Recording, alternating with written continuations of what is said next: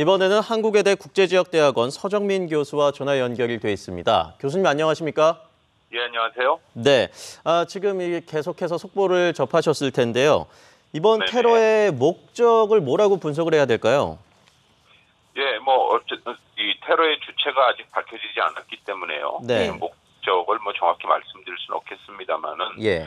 어쨌든 그 테러범들이 알라는 위대하다, 시리아를 언급했다라는 점에서 시리아와 관련한 또 IS의 그 테러 가능성이 상당히 높아지고 있는데요. 어쨌든 IS가 만약에 이번 테러를 감행했다고 한다면은 IS가 최근 그 미국 주도 다국적군을 포함해서 러시아까지 공습에 나서면서 네네. 사실상 IS가 확장기를 끝내고 현재는 약간은 쇠퇴기에 접어들고 있습니다.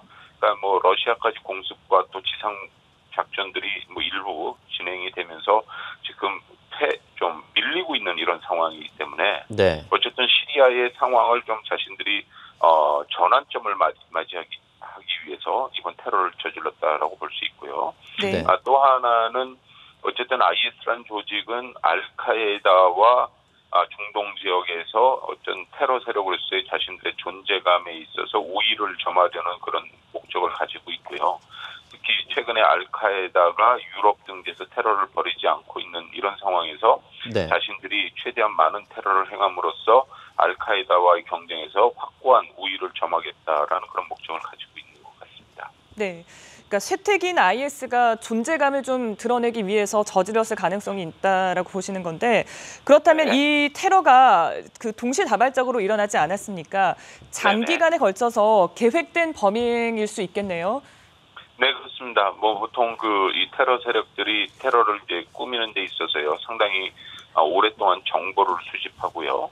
또 테러를 행하기 위해서는 여러 가지 뭐 기타 또 이 장비나 또 이 폭발물 이런 것들을 이제 준비해서 은닉해 놓고 자신들의 디데이를 정해서 동시다발 테러를 하고 있기 때문에 이 정도의 뭐 세 곳에서 동시다발 테러가 발생했다고 하면은 네. 수개월 동안 이 테러를 준비했을 가능성이 큽니다. 예. 네. 총 7곳이라고 지금 전해지고 있는데요. 이 정도 규모의 테러를 자행하려면 어느 정도의 어떤 그 준비를 했었을까요? 굉장히 오랜 시간 동안 이 테러범들이 준비를 하고 이렇게 했을 것 같은데요. 예, 그렇습니다. 지금 뭐 유럽에서도 동시다발 테러가 발생한 적이 있습니다만은 네. 이번처럼 뭐 7군데에서 동시에 그렇죠. 다발적으로 지금 테러를 감행한 것은 사실 유례가 없는 그런 네. 사건이라고 볼 수 있고요.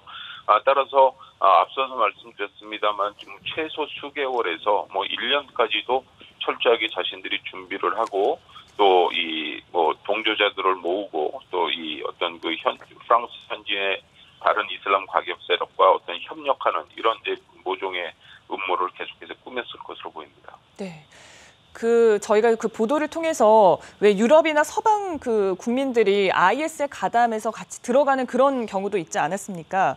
지금 네네. 보니까 작살 폭탄이 많이 이루어지고 있고 점조직으로 운영되고 있어서 서로 간의 뭐 정보를 알지 못한다고 하는데, 혹시 그 유럽에서 들어간 그런 사람들이 여기에 또 가담했을 가능성이 있을 수 있다고 보십니까?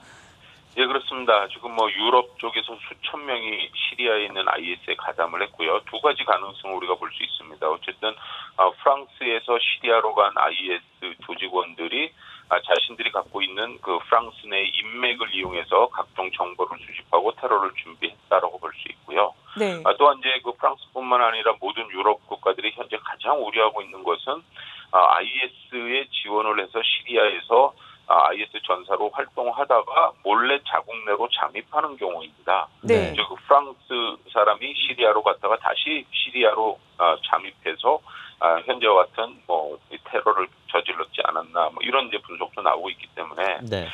지금 뭐 이 IS에 가담했던 전사들의 귀환 이 문제에 대해서 유럽 국가들이 상당히 지금 골머리를 앓고 있습니다. 네. 네. 그렇기 때문에 뭐 국제적인 공조가 필요하고 지금 뭐 오바마 대통령을 비롯해서 비판을 하고 있거든요. 네. 지금 국제적으로 좀 그렇습니다. 어떻게 대처를 해야 된다고 보십니까? 일단은 뭐 지금 현재 IS 테러만 우리가 북한에서 본다면은요. 일단 네네. 시리아 사태가 해결이 돼야 된다라고 저는 보고 있고요. 그런데 이제 시리아 사태가 미국과 러시아가 유엔 안보리에서 뭐 합의에 의한 어떤 유엔 안보리 결의안을 도출하지 못하고 있는 상황이기 때문에 시리아 사태가 어쨌든 해결이 상당히 좀 난망한 상황이고요.